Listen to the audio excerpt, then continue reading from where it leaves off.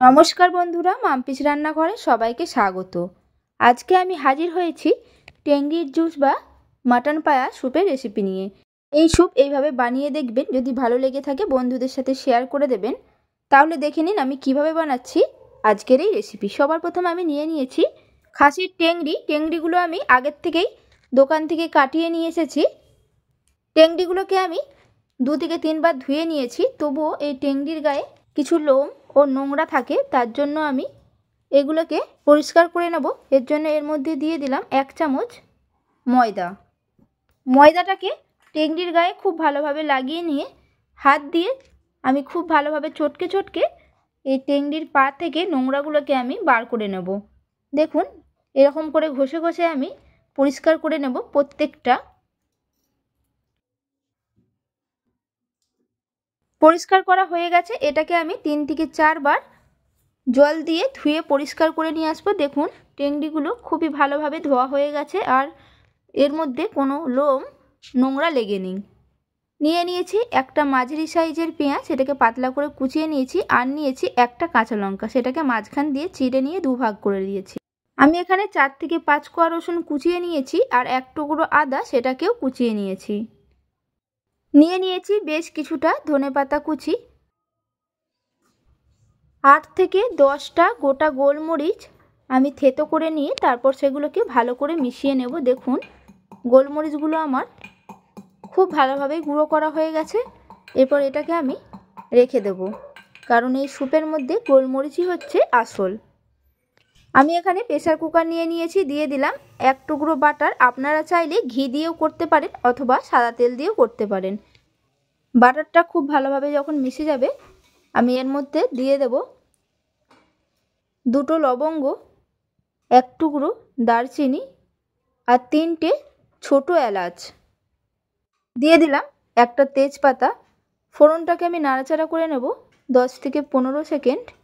গ্যাসের ফ্লেমটাকে লোয়ে রেখে নাড়াচাড়া করে নিতে হবে, নাহলে পুড়ে যেতে পারে। দিয়ে দিলাম কুচানো রসুন আর কুচানো আদা। সব কিছু আমি নাড়াচাড়া করতে থাকবো 2 মিনিটের মতো। ভাজা হয়ে গেছে, দিয়ে দিলাম কুচিয়ে রাখা পেঁয়াজ। পেঁয়াজটাকে আমি ভেজে নেব 2 থেকে 3 মিনিট। পেঁয়াজটা আমি বেশি ভাজবো না, হালকা করে ভেজে নেব। ভাজা হয়ে গেছে, দিয়ে দিলাম টেংরিগুলো আর দিলাম 1 চামচ নুন। নুনটা আপনারা আপনাদের স্বাদ মতো দেবেন।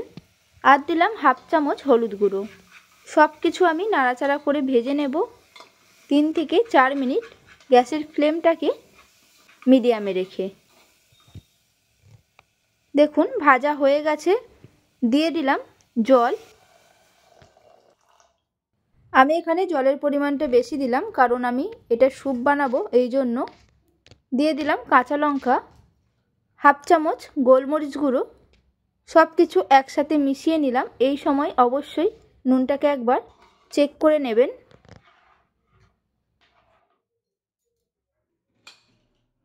প্রেসার কুকারে ঢাকনাটাকে আটকে দিলাম।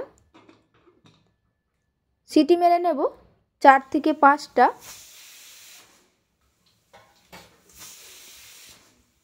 5টা সিটি মারা হয়ে গেলে ঠান্ডা হলে তারপর প্রেসার কুকারে ঢাকনাটাকে খুলে নিলাম। দেখুন, টেংরিগুলো খুব ভালোভাবেই সেদ্ধ হয়ে গেছে, হাড় থেকে ছেড়ে আসছে। দিয়ে দিলাম কুচানো ধনেপাতা।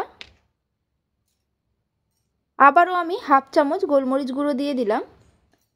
সব কিছু একসাথে মিশিয়ে নিয়ে ঢাকনাটাকে আটকে দিয়ে আবারও রেখে দিলাম 5 মিনিটের জন্য।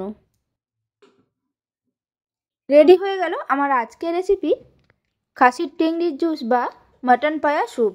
এটি একটি স্বাস্থ্যকর খাবার, শরীরের পক্ষে খুবই উপকারী। এইভাবে একবার বাড়িতে অবশ্যই বানিয়ে দেখবেন, খেতে দারুণ লাগে। রেসিপিটি আপনাদের কাছে কেমন লাগলো অবশ্যই কমেন্টে জানাবেন। ভালো লেগে থাকলে একটা লাইক করে দেবেন, বন্ধুদের সাথে শেয়ার করে দেবেন। আর নতুন বন্ধু হয়ে থাকলে আমার চ্যানেলটিকে সাবস্ক্রাইব করার অনুরোধ রইল, পাশে থাকা বেল আইকন সমেত। তাহলে আমি যখনই কোনো নিত্য নতুন রান্নার ভিডিও আপলোড করব, সবার প্রথমে আপনাদের কাছে নোটিফিকেশান চলে যাবে। সুস্থ থাকবেন, ভালো থাকবেন, ধন্যবাদ।